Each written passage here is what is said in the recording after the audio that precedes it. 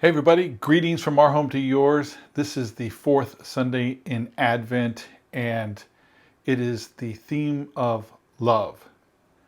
I just want to step away from our weekly liturgy reading this week and talk about the season that it is, or the season that it's going to be, and that is the season of Christmas. Christmas is a wonderful time of the year, and in America it's probably one of the biggest, if not the biggest holiday around. And it's a time where we can gather with friends and family and just have a great time, eat a lot of good food, and enjoy one another's company. Have you ever stopped and thought about Christmas, and Christmas how we know it, and then Christmas how it was before, and Christmas as it is for the rest of the world, or Christmas as it is for Christians? To me, there's two Christmases. There's the commercialized, consumer-filled Christmas with the guy in the red suit and Black Friday right after Thanksgiving. There's that type of Christmas.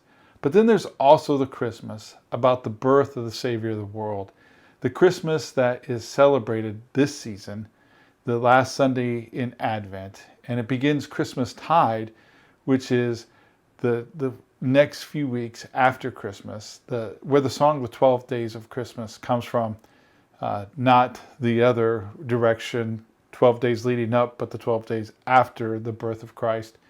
And I really want to talk to you about Christmas, and I want to talk to you about some of the things you didn't know you wanted to know about Christmas.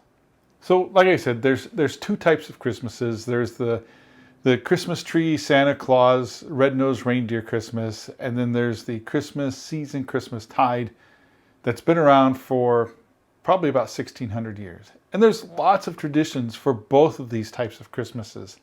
There's lots of crazy things that happen around these types of Christmases, both of them as well. One of the ones that I learned that is a tradition for some people in Christmas is Brussels sprouts. Now, who in the world thought that Brussels sprouts would be great to have during Christmas? I don't know. But for some people, it's a wonderful thing. Here we go. Everything you didn't know you wanted to know about Christmas. And I mean the Christmas, not about the fat guy in the red suit, but the baby in a manger. Number one. Was Jesus born on the 25th of December? No, probably not. Jesus probably was not born on the 25th of December. Yeah, there's lots of reasons and myths as to why the 25th of December came about. And yeah, it probably had a lot to do with the church wanting to they were losing church members or church goers during this time because they were all going out and partying hard at this pagan festival. That could be part of it. But the idea of the 25th of December, there was lots of things happening in the pagan world. The church ratified it about 1600 years ago. And at that council, there was a guy who became a saint, and his name was Nicholas. And he did a lot of things, and what we think he's most famous for was delivering presents, and he probably had a red suit. But Jesus probably was not born on the 25th of December, more like in March or September. Number two, the idea that there was no room at the inn. So this word inn, mistranslation, it was something that we took as and made it part of our Western culture. So the way that we translate it was inn, and when we think about inn, we think about hotel, Holiday Inn, and all that. But the idea wasn't that it was an inn, it was a guest room. So most houses today have an extra room that we put our guests in. But back then, if guests showed up, they maybe had a room for them, maybe they didn't. But at this particular point in time, everybody had to go to Bethlehem for the census, everybody that was from there. And so Joseph and Mary took off from Nazareth, did the travel, about 90 miles or so, give or take. They got there, could have been late at night, whatever. But by the time they got there, all the other family members were already there. So there wasn't enough room for Joseph and Mary to be there. So we talk about them not being able to have any room, but it may have been more that there wasn't a way for her to have her baby. Like she got there, her contractions were happening, the baby was coming. So all the family was in a room. They were all there for the census. They had gathered because of what the decree was for the census.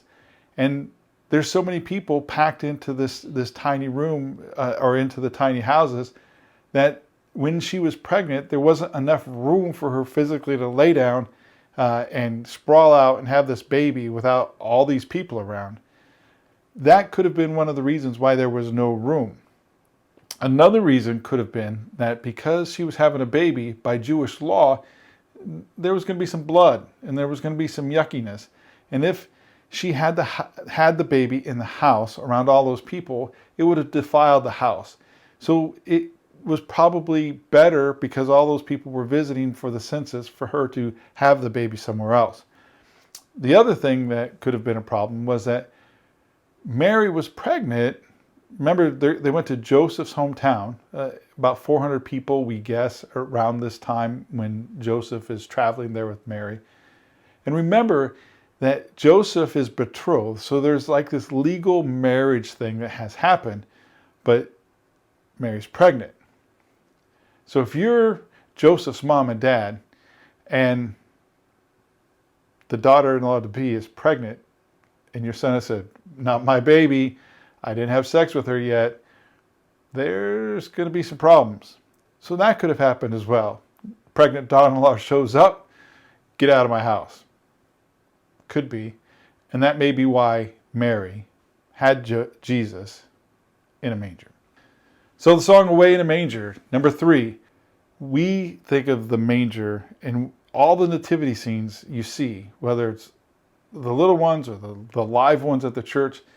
Jesus is placed in this hay or straw field wooden thing that looks kind of comfortable, except that, it's in a barn and got straw. But that's wrong. The manger was probably a trough, and if you Google it, go ahead, I'll wait. If you Google it, it will show you that a manger was actually a trough, probably hewn out of stone. So away in a manger, no crib for his bed, which is right. But the manger was not this wooden thing filled with hay. Okay, so away in a manger, but which one? So how did they know? How did the shepherds know after the angels announced that the baby, the Savior, Jesus, was born in a manger? How did they know? Well, they gave us some clues. They said, look for a baby who's wrapped in swaddling clothes. Now, I've heard some people say that these were rags, but these were not. These were cloths specifically for birthing. But some people have said that those cloths were for the birthing of those special lambs that were being raised in Bethlehem. And that's a longer story than I want to get into today. But the angel said, look for this baby in swaddling clothes.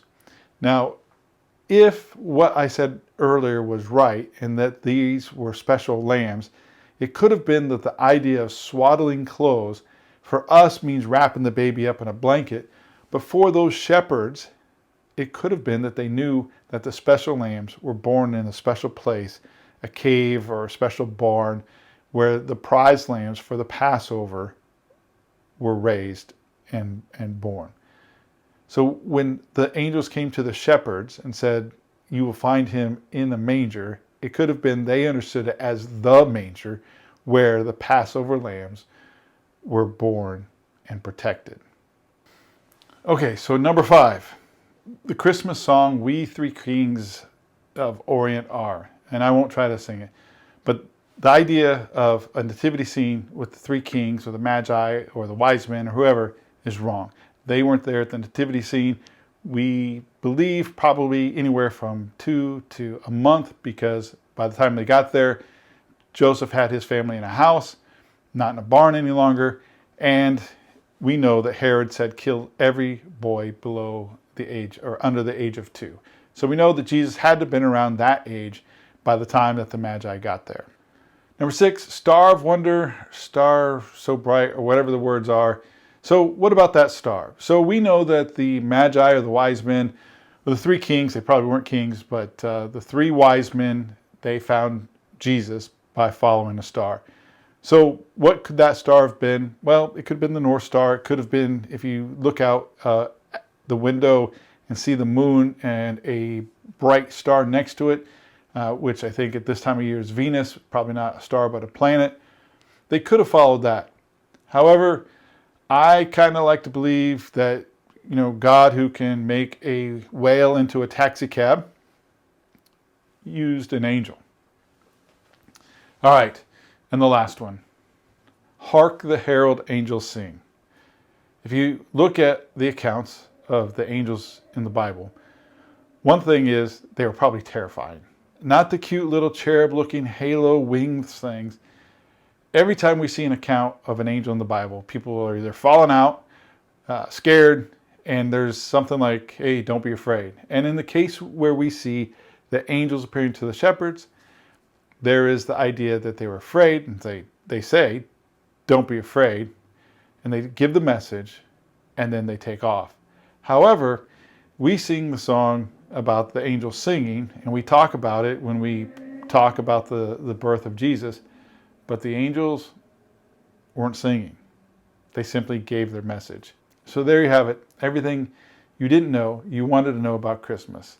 I hope you had a little fun with it. It's nothing that is great theology, debatable, or worth getting upset about. Just a little bit of fun about some of the traditions that we have in Christmas that are just not really there. Anyway, next week is Christmas. I hope you get to spend it with the ones you love, and I hope that you remember it's about a baby and not a fat man in a red suit.